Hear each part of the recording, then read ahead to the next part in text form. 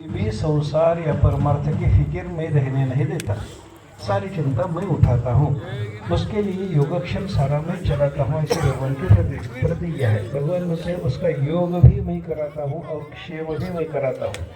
योगक्षेम शब्द तो अपने परिचय का है, हम बारंबार सुनते हैं योगक्षेम वहाम्यम, योगक्षेम वहाम्यम। लेकिन योगक्षेम वहाम्यम का मतलब क्या है, इसका विचार अगर हम करेंगे तो योग शब्द का अर्थ है आज तक हमें जो प्राप्त नहीं हुआ वो प्राप्त कराना, इसका नाम योग है। अप्राप्त से प्रापणम योग। और क्षेम शब्द का अर्थ ऐसा बताया गया शास्त्रों में कि जो हमें प्राप्त है, हमने आज तक जो हासिल किया है वो हमारे पास सुरक्षित रहना, इसका नाम है क्षेम। कठिन योगा होनी क्षेम। तुकाराम महाराज जी बताते हैं कोई वस्तु प्राप्त होना ही पहले कठिन होता है, और जो प्राप्त हुआ है वो हमारे पास संभाल के रहना भी बहुत कठिन होता है। पहले पैसा प्राप्त करना ही कठिन है, और पैसा प्राप्त करने के बाद उसको संभाल के रखना उससे ज़्यादा कठिन है। खेत प्राप्त करना कठिन है, और खेत प्राप्त होने के बाद उसको संभाल के रखना जीवन तक कठिन बात है। जो कुछ हमने हासिल किया है, संसार में हो या परमार्थ में हो, हमें वैराग्य प्राप्त हुआ। वैराग्य प्राप्त होने में भी कठिन है, और वैराग्य जो प्राप्त हुआ है वो टिकने में भी कठिन है। विवेक प्राप्त होना भी मुश्किल है, और विवेक प्राप्त होने के बाद हमारे पास संभाल के रखना भी मुश्किल बात है। संसार आया समजता जाणीजे जे अनित्यता तई वैराग्य दवड़ीता पाठी लागे। ज्ञानेश्वर महाराज जी ने बताया कि ये पूरी दुनिया नाशिवंत है, असत्य है, दिखता है सब झूठ होता है। ऐसा इस संसार के बारे में जिसको मालूम पड़ा, उस महात्मा को वैराग्य नको बोले तो वो उसके पीछे पड़ता है, घर उसके पीछे पड़ जाता है वैराग्य। वो महात्मा मेरे पास वैराग्य नको बाबा, तो मेरे पास नको आ, ऐसा अगर वैराग्य को वो महात्मा बोलेगा भी तो भी उसके पीछे वैराग्य पड़ के उसके पास जाकर रहता है। लेकिन किसके पास रहता है? संसार या समझता जानी जैसे अनित्यता। ये पूरा का पूरा संसार अनित्य है, नाशिवंत है, ऐसा जिसको पक्का मालूम है उसके पीछे वैराग्य पड़ता है, ऐसा संतों का कहना है। उसके पीछे पड़ता है, उसके पास वैराग्य रहता है, उसको वैराग्य प्राप्त होता है। लेकिन प्राप्त हुआ जो वैराग्य है वो संभाल के रखना उससे भी बड़ी बात है। वैराग्य प्राप्त होना बड़ी बात नहीं है। वैराग्य प्राप्त होने के दो मार्ग संत महान शास्त्रकारों ने बताए, संतों ने बताए। एक है मनुष्य को अपने संबंध में जितनी चीजें हैं, जितने मनुष्य है, जितने लोग हैं, उनका दुख जब हम देखते हैं ना तो हमको वैराग्य हो जाता है। हमारा पैसा है पूरा का पूरा चले गया, हमारा घर है नया था लेकिन गिर गया, हमारे बाल बच्चे हैं सबके सब मर गए। ऐसे अवस्था में मनुष्य को संसार में जब दुख होता है तो दुख से भी वैराग्य होता है। बस संसार अनित्य है, किसी ना किसी दिन इन सारी चीजों को, इन सारे व्यक्तियों को छोड़कर हमें तो जाना है, लेकिन ये तो हमें छोड़कर जाएगी।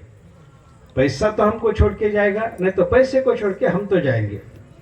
कुछ तो भी होगा, लेकिन सब नाशिवंत है, नाशिवंत है, ऐसी बात मालूम होना। यानी क्या है? दुख देखते हैं अपने संबंधित चीजों पर और अपने संबंधित व्यक्तियों पर। जब दुख का प्रसंग देखा जाता है तो उस समय मनुष्य को वैराग्य होता है। और दूसरा वैराग्य प्राप्त होने का मार्ग शास्त्रकारों ने बताया कि संतों की संगत में हम जाएंगे, संतों के विचार सुनेंगे, तो संतों के विचार सुनने के बाद परमात्मा एक शाश्वत है, बाकी पूरी दुनिया अशाश्वत है, ये जब मालूम पड़ता है तभी संसार का वैराग्य होता है। दो प्रसंग बताए वैराग्य निर्माण होने के शास्त्रकारों ने। दुख से भी वैराग्य होता है और विवेक श्रवण से भी वैराग्य होता है।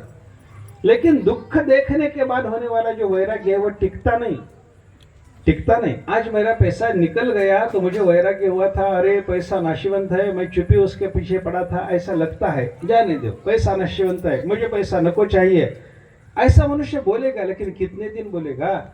जब तक उसके पास दूसरा पैसा नहीं आता तब तक बोलेगा पैसा नहीं चाहिए। लेकिन पैसा आने लगेगा तब बोलेगा नहीं, यही अच्छी बात है, यही अच्छी चीज है। यानी दुख संबंध देखने से जो वैराग्य होता है वो टिकता नहीं। लेकिन संतों की संगत में जाने पर, विचार श्रवण करने से जो वैराग्य निर्माण होता है ना, वो वैराग्य टिकता है। संत महात्माओं ने बताया मुझे दुख नहीं हुआ, उस वस्तु से मुझे दुख नहीं हुआ, उस व्यक्ति से मुझे दुख नहीं हुआ, लेकिन ये वस्तु और ये व्यक्ति मुझे दुख देने वाले हैं, संतों की संगत में मालूम पड़ा, इससे वैराग्य होता है। ये वैराग्य पक्का होता है, ये टिकने वाला वैराग्य होता है। यानी वैराग्य प्राप्त होना एक बात है और प्राप्त हुआ वैराग्य हमारे पास टिक के रहना दूसरी बात है। विवेक प्राप्त होना, ज्ञान प्राप्त होना पहली बात है, और जो प्राप्त हुआ ज्ञान है वो हमारे पास टिक के रहना। वेद शास्त्रों का अभ्यास करते समय भी हम देखते हैं ना, कितने सारे लोग होते हैं वेदों का अभ्यास करके आते हैं, लेकिन आने के बाद 4-6 वर्ष तक उसका अध्ययन नहीं किया।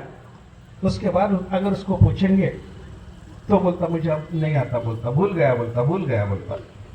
ये क्या है? उसको ज्ञान प्राप्त हुआ था लेकिन टिकाना नहीं जमा।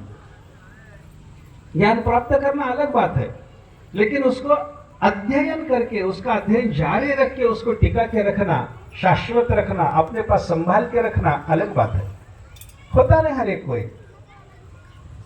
शास्त्रों ने तो ऐसा बताया कि 3 दिन तक अगर हम वेदों का पाठ नहीं करेंगे तो हमारा वेदों का ज्ञान जूठा हो जाता है, उच्छिष्ट हो जाता है, बासी हो जाता है वो ज्ञान।